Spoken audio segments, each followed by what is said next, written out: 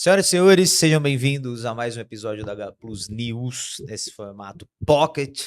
Sempre uma notícia aqui e sempre com o professor Pirata conosco. Exatamente. Seja bem-vindo mais uma vez. E qual a notícia do dia, professor? Estamos reunidos aqui para falar de algo que nos últimos anos, vira e mexe, aparece em alguma notícia do setor de economia, de um jornal, de algum site. Você entra ali num valor econômico, entra ali, mesmo nos veículos de comunicação internacional, como um The Economist, por exemplo, numa BBC, falando da parte de economia dos atritos entre o governo dos Estados Unidos da América e o governo do Estado chinês.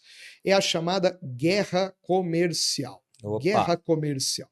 Então, para começo de conversa, não é uma guerra no sentido tradicional, gente entrincheirada, armada, né? Não são dois países que estão ameaçando um invadir o outro, deslocar tropas, não. É um outro cenário de conflito, é o cenário das relações econômicas, né? Durante o governo Trump, né, a gente teve ali meados de 2018 para 2019 uma elevação do tom e da prática também política dos Estados Unidos de taxarem produtos chineses. Então, alumínio, aço, que embora a sociedade dos Estados Unidos produza bastante esse tipo de material, há um grande consumo dessas mercadorias, há uma economia muito poderosa, né, nesse setor aí da construção civil, que demanda, muitas vezes, produtos que são de fora, que não são nacionais. E aí até mesmo o Brasil entra nessa brincadeira. O Brasil tem a Gerdau, por exemplo, que Gerdau. vende, né, tem empresa nos Estados Unidos para facilitar essas relações comerciais. E o aço brasileiro é muito elogiado também lá fora, né? Então a China, ela começou a sofrer uma série de sanções, de punições econômicas com tarifações, né? O governo norte-americano foi estabelecendo listas de produtos, começando por esse setor aí siderúrgico, né, metalúrgico, e depois foram atingindo os eletrônicos também, né? E então imagina um determinado produto que entrava num preço X, agora vai ter um acréscimo de 10%, 15%, 20%, 25%. Então você tem escaladas de tarifação que prejudicam aquilo que a Organização Mundial do Comércio costuma chamar de livre mercado. E Uhum. o espaço da liberdade econômica? Porque se eu tenho tarifação para prejudicar ou este ou aquele produto ou este ou aquele setor, porque eu quero proteger determinados interesses econômicos, proteger determinados interesses políticos, estratégicos do meu Estado, isso é protecionismo. Sim. Protecionismo é uma característica não liberal, por excelência, não é?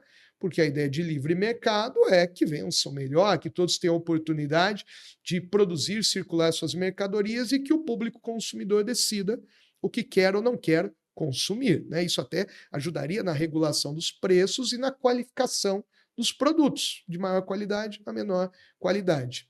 Então, o governo da China também começou a estabelecer um processo reverso, né? Então, determinados produtos dos Estados Unidos vão ser tarifados ou mesmo ter dificuldades para entrar aqui ou até proibições eventualmente, né? Então, esse tipo de tensão econômica entre os dois países, envolvendo tarifações e restrições de alfândega, isso é o que nós estamos chamando de guerra econômica. Isso se dá porque o PIB chinês, a industrialização chinesa, né, tem crescido muito nos Opa. últimos anos. Então, alguns setores da política e da economia dos Estados Unidos temem esse crescimento.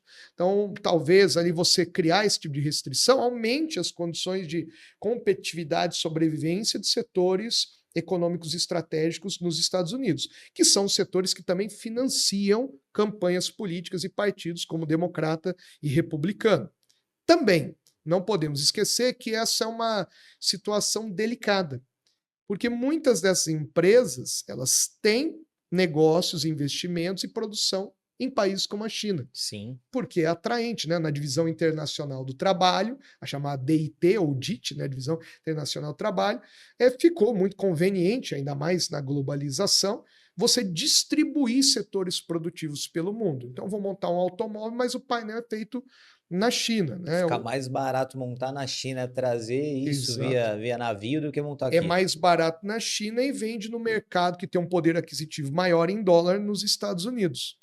Então, essa é uma situação delicada e é um tema que pode estar aí em alguma pergunta de vestibular, falando dessas relações, que são relações que envolvem diplomacia, a Sim. gente pode falar de escaladas mais dolorosas, que ainda estão longe de acontecer, né? Pelo menos é o que esperamos, de conflitos armados, militares, mas que são aditivos nos desgastes das relações internacionais. Boa. Guerra comercial, então, Estados Unidos e China, de 2018 para cá, tem se tornado um assunto com uma certa recorrência nos veículos de comunicação. Perfeito, professor. É isso? É isso. Muitíssimo obrigado. Estamos aí. Então, fiquem ligados aí na superpotência da China, Exatamente. conflito com os Estados Isso Unidos. poderia até dialogar com esse ano com as tarifações do governo brasileiro, Eu estava com pensando nisso. Shine, né, com Shopee, Shopee, né? AliExpress. Exatamente, exatamente. Ó. Então, isso tava pensando pode nisso. dialogar. Você está vendo? Você está interdisciplinar, meu cara. Interdisciplinar demais. É isso, pessoas. Espero que vocês tenham gostado deste episódio, assim como eu e a voz da consciência que ali está. Até a próxima. Beijo. Tchau. Falou, tchau.